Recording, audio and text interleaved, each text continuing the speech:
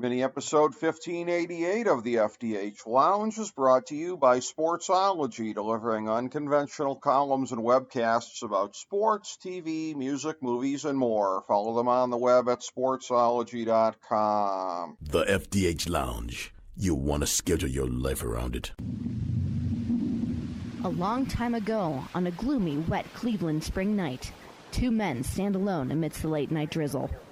Their voices echo across the vacant station parking lot as they debate the merits of the great American radio show that have been missing for far too long. On that night, an idea was born. That idea became the FDH Lounge.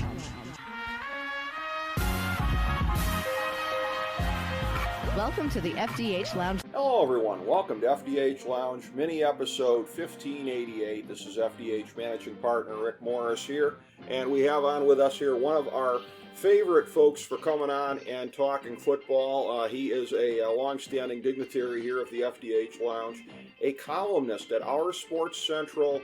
This guy covers and writes about football on more different levels than anybody else I've ever known, Fran Stuchbury. He has a long-standing relationship covering the XFL, going back to the original version of it. Actually, much of his life has been intertwined with that initial experience of covering the XFL, and so who better to come on and talk about the second revival of the XFL here in 2023. Of course, we had the pre-pandemic revival in 2020, and we're back now with a league that is owned by Dwayne "The Rock" Johnson and his business partner / ex-wife Danny Garcia. And as I said, nobody better to break it down than the one and only Fran Stuchbury. Fran, thank you so much for being here today, my friend. Thanks, Rick. Happy to be talking the XFL with you. Absolutely. I mean, there was nobody else that I would go to for something like this, and this is a big passion of yours going way back. You are more acquainted with the goings-on with this than most people are, and so again, a sort of sea change even from 2020 to 2023 as far as some of the changes here. The 2020 product was obviously a lot different than 2001, but even 2020 to 2023, we've got some major differences. Well, you have a couple major differences. The little changes are pretty much similar. Nothing really changed except for, like, Rick, in the fourth quarter, you could do the after touchdown, you can go for that fourth 15 to get the ball back. So, but yeah, I mean, it's gonna be XFL. 2020 was fun, but then the pandemic shut things down. 2020 is a little bit different. They're doing things on a little bit of a cheaper scale. We're having all the teams practice in Arlington, so they're gonna, and then they'll travel to the cities, for games that when they have to. So maybe the Texas teams have a little bit of an advantage. Arlington, the Arlington team, San Antonio, and Houston teams might have because they don't have to travel as much. But we shall see, Rick. We shall see. That's right, and you're looking at a different geographical setup here. This time around, you've got a South Division and a North Division. The South Division, as you said, with the three Texas teams and a Florida team. It's Arlington, Houston, Orlando, and San Antonio in the South.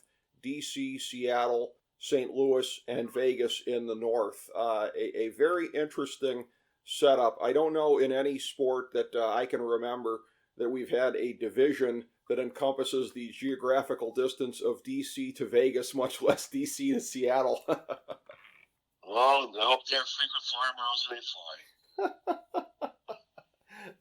Oh, man. I mean, for anybody that thinks the Arizona Coyotes have it tough in the NHL with some of their teams, like, oh, we got to go out as far as Chicago, I think these folks here would be saying, stop whining about this. It's better than D.C. to Seattle, but some interesting... Well, actually, Rick, you'd be from Arlington to Seattle because they're all practicing in Arlington, so... Yes. Well, there is that, and so the Seattle home team will be at Lumen Field with Jim Haslett as head coach. St. Louis is playing at the Dome at America Center, head coach Anthony Becht. Vegas Vipers at Cashman Field, the former AAA field turned soccer field in Las Vegas. Rod Woodson is the head coach. DC playing at Audi Field with Reggie Barlow as the head coach in the South Division. Arlington is playing at Choctaw Stadium. Head coach Bob Stoops. Houston Roughnecks have Wade Phillips as the head coach playing at TDE CU Stadium. Orlando playing at Camping World Stadium, head coach Terrell Buckley. San Antonio playing at the Alamo Dome with Hines Ward as head coach. Boo! So some interesting setups here. I was a fan of Houston a couple of years back when they had June Jones as the head coach. I was rooting for him because he had been somebody that was not able to be successful as a head coach on the NFL level, notwithstanding being such a great, innovative mind. And I was rooting for him to get a chance. And I think they went 5-0, and they were sort of the unofficial champions, I guess you would say, of the league then. And the one thing that carries on, Wade Phillips, again, somebody else that outside of briefly having some success in Dallas, not really a major success at the NFL level as a head coach, but one of the legendary defensive coordinators of the last couple of decades. So Houston, for the second time in a row, taking somebody that is a genius coordinator and giving him a chance to win something as a head coach. Yeah, that's definitely true. Because Jim Jones is now the offensive coordinator in Seattle, so they're going to be running a run and shoot. Houston only has one tight end in their roster. They're also probably going to be doing a run and shoot. So it's going to be a little bit more pass heavy. Where we're starting the USFL with teams where just it was more of a run heavy offense. The XFL I expect it to be a lot more passing and moving the football, especially when you had Jordan Palmer, the quarterback guru, who helped work on quarterback's technique to make them better quarterbacks in this league.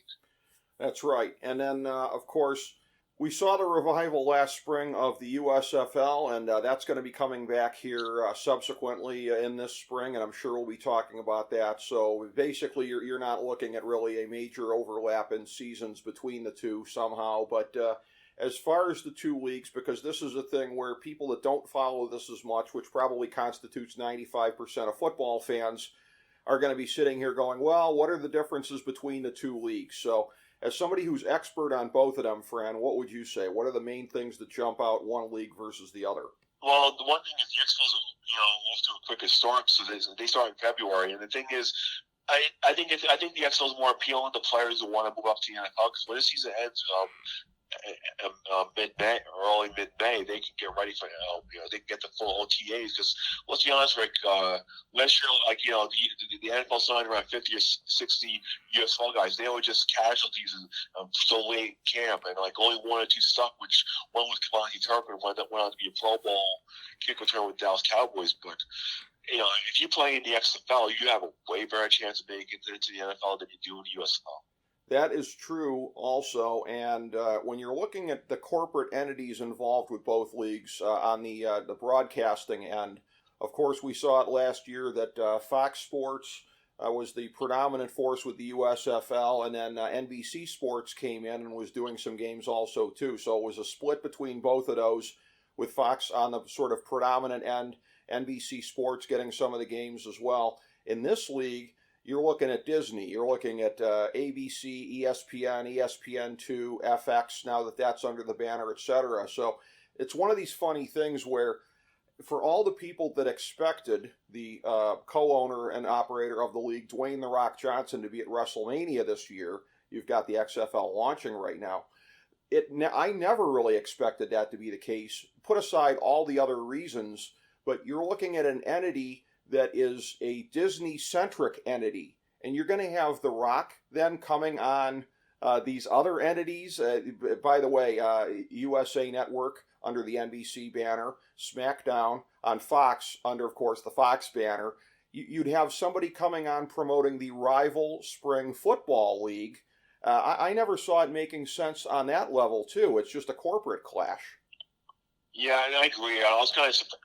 I would be very surprised, especially with The Rock, his work schedule, and plus he has some movies in the works always. He's one of the most busiest people in the world. How can he make that commitment to wrestling? But one thing I want to talk about with ESPN, they're going to have some good announcers and broadcasters. One guy I like the most is Tom Lucago. He's going to be one of the XFL broadcast teams. He was one of the original assistant coaches with the LA Extreme when won the XFL Championship in 2001. I'll tell you a funny story about him. When I covered the New York City Hawks arena football team back in 1998, that was his first job as a quarterback coach and offensive coordinator. So I go way back with Tom Lucago. Oh, yeah. He's one of those people where whenever you get a chance to hear him, you can always tell how much he knows about the game. And he is somebody that's always very informative about the recruiting process as well with college. I've heard a lot of great content from him on that. The question I have about you, Rick, is how do you think FX is going to be as a network? It's not really done with sports, but I know they want to get more on the sports landscape. What do you think? Do you think people? I think it's going to be better penetration than FS1 was for the USFL because it's in more homes. But what do you think about FX as a sport as a sports entity now? I mean, that one's kind of interesting because if you're looking at what was going to be the fourth entity. I mean, there's the chance to, and I am seeing also, too, off of their Wikipedia page that ESPN Plus is going to come into play as well. But rather than pushing more games to an online platform, again, FX, and it kind of takes some getting used to, I think, for people to realize. Actually, Rick, all the games are going to be on either ESPN, ESPN2, ABC, or FX, not on ESPN Plus. Okay, well, what that must mean is maybe there's some alternative broadcasts. Okay, so that's... there's going to be some preview shows as well. Okay, all right. I'm glad you clarified that point then. Yes, so it was a thing where so clearly they wanted to avoid putting any games on something that was going to be subscription only. And again, I think the only main reason people associate FX as far as being a Disney property in the last couple of years has been the predominance of FX on Hulu and that whole branding of getting to see the FX shows on Hulu, which is, of course, a Disney-predominated platform. So people are probably still getting used to thinking of it as a non-Fox entity because it was Fox for so many years. By the way, that's how the name came out. You put an O in the middle of FX and you got Fox.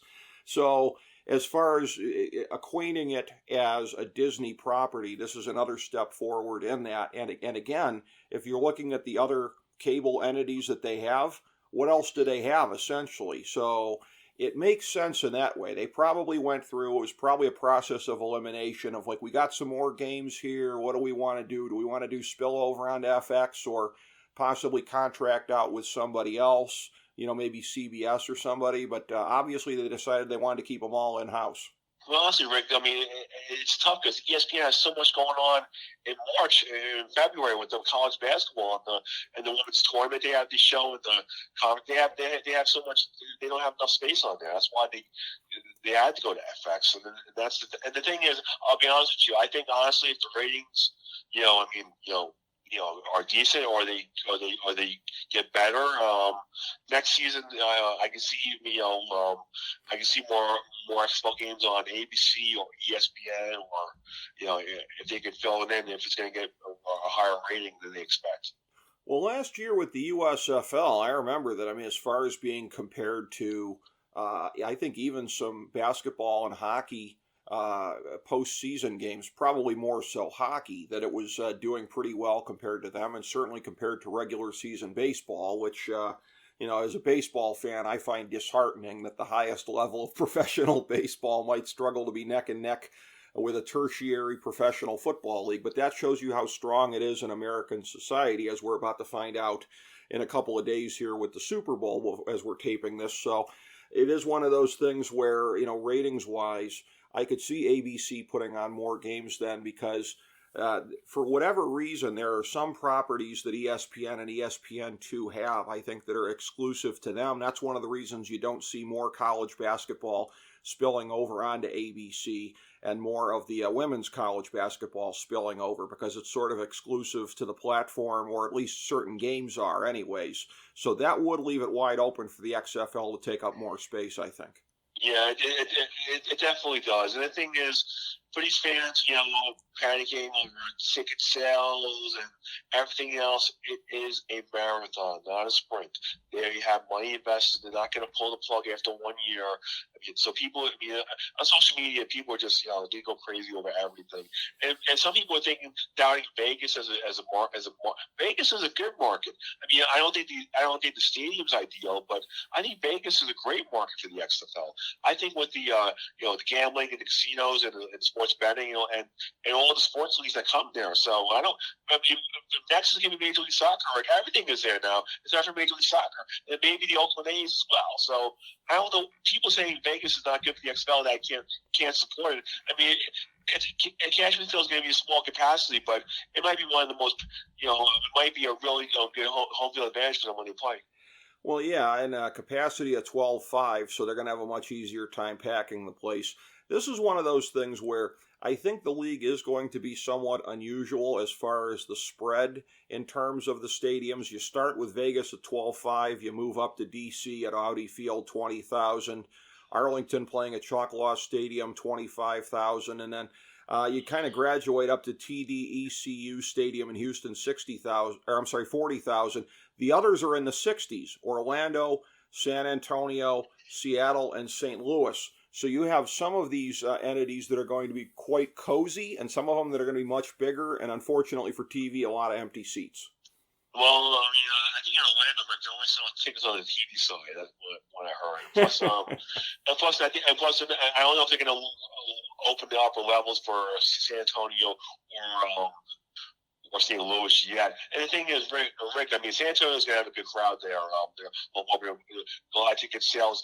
And it's funny about Houston. I mean, they played their first 3 games at home, so that's going to, I mean, hopefully the fans catch on quickly. And as far as St. Louis is concerned, they played their first 3 games on the road. So if they get off to a bad start, or that can impact their season, having 3 straight road games. Well, we'll have to see how much home field advantages with this hub traveling, because teams are going to be traveling. It's going to be interesting to see how much of an advantage that is, and it will be all interesting to see when the Vegas odds come out, how these odds makers decide to give sports betting lines on this stuff.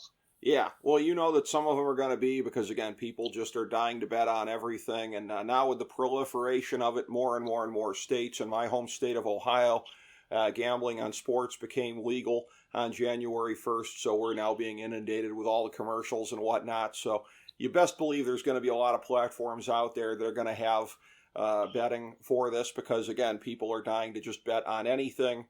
Football being there, the XFL is certainly going to benefit off of it as well. I had a laugh when you said about Orlando selling tickets on the TV side, basically. So this is a trick, essentially, that The Rock learned from Vince McMahon in this here, because that's what they do. Anytime they do TV tapings in wrestling, there's always a hard cam side, and they're only going to sell the tickets behind the hard camera if there's enough demand for it. Yeah, I mean that's what I heard. But Rick, I'll see that firsthand when I go down to Camping World Stadium when I'm down there. And one thing I want to talk about, I mean, OurSports, I did my interview with the director of team operations, Jose Jefferson. I mean, he gave so much detail and insight of all the leagues he's been involved with and how it's all worked. And I got to know, Dwayne "The Rock" Johnson. He's more of a personal guy than I realized he was when he asked who your name, what you are, and he wants to remember you. The first time he meets you. That was kind of cool, Rick. Oh yeah, that was very interesting. I was reading your column about that, and again, what were some of the insights you picked up from him as far as how you expect the league to operate? Well, the thing is, they have a long-term goal. Eventually, they want to get back in. They want to have their be in the home markets with everything eventually. But the thing is, they're trying to cut on expenses, because right now, all the teams in Arlington, if there's one problem, they can deal with it a lot easier than if they were all over the place. I got the impression, the thing is, I mean, this is a long-term commitment. This is not something you're going to pull the plug on. I mean, the thing is, I can't see The Rock or Danny Garcia or Jerry Cardinal wanting to fail at this. I can't see that happening. I feel like, each year it's going to get better. That's just my take. I mean, the good thing is, in these leagues, if you have longevity, people will support it. If people being burned so much in these alternative leagues, people are going to be hesitant to buy tickets. Sometimes, these people come to the games. Will be a first time. They have to have a positive experience, otherwise they won't come back, because hopefully, like when they go to San Antonio for that Brahmas game, there's no hiccups, because people, want to be happy the entire time they're at the game, Rick. They do, and to your point about the stability of the league, we mentioned 2 of the partners here. Let me mention a third one. Of course, it's Dwayne "The Rock" Johnson and Danny Garcia, and also Jerry Cardinal from Redbird Capital. So they've got some money people behind this thing here, because this is going to take an investment. It's going to be one of these kind of things. And it's kind of like what Fox did, getting as involved as they were financially with the USFL, that you have to be putting money into something, that the way that they were doing it and the way that they were operating the USFL. These folks here, with the amount of money that they're bringing to the table, this is, as you say, a long-term project. It's not going to be about getting rich in year 1 or year two, but grinding through it and putting together a product that year after year after year is going to build upon itself and continue to amass a following. And I think it can happen. I mean, and the thing is, I feel once they get more settled in, they'll be doing even more and more things. I kind of feel like, and the thing is, there hasn't been that much hype or exposure except on social media. And Rick, I mean, like people say on social media, you're basically preaching to your choir. You're not really gaining new fans on social media because people that are liking, that are following you on Twitter, on Facebook, on Instagram, already are ready for fans, Rick. They are, and it's going to be fascinating to see what happens here and how this continues to go. And again, year one of the XFL, 2001, was pretty much at about the peak, interestingly enough, of the Attitude Era before it kind of tailed. And of course, during that particular winter, it was part two of the Rock and Stone Cold trilogy at WrestleMania 17. That year. So The Rock and all the guys in the WWE, they were part of the promotion for year one of this. Again, flash forward 22 years later, and he's the guy in charge of it, essentially, at least the face of the league. You've got the other folks involved, as we mentioned, but the face of the XFL is The Rock. That is something that you can't really put a price tag on as far as association with a respected and beloved personality in American culture. So you have that going for it. As far as any of the other things, as we start to bring it around full circle here, Fran, what are some of the other elements of the league this year that are important that we haven't talked about yet? Well, so, I mean, one thing we talk about some of the former NFL players in the league. Martavis Bryant with the Vegas Vipers, and we have Josh Gordon with Seattle Sea Dragons. So two guys that have had their issues in the past and now trying to redeem themselves in the XFL. Yeah, there's a couple guys that are kind of interesting here. You know, Cody Latimer and Matt Jones, Martavis Bryant. So there are some names that have been out there to some degree. Kalen Ballage. So seeing how that plays out with some of these guys looking to catapult themselves in the world of professional football, that will be interesting as well. And again, looking forward to the games starting here and getting involved in watching the thing. I know you're going to be charting it. You're going to be traveling to some of the games. It's going to be a heck of a spring for you, Fran, as this thing gets back going. I mean, it's going to be exciting. And I got to say something, Rick. I give the XFL credit for not doing coaching retreads. I mean, with all the coaches, they're giving Hines Ward an opportunity. They're giving Ryan Woodson an opportunity in Vegas. Hines Ward with San Antonio. They're giving Terrell Buckley an opportunity with Orlando. I mean, and DC has a coach as well. I mean, the thing is, they're giving opportunities to guys who, I mean, instead of doing these retread coaches, they get hired a million times. I give them credit for that, Rick.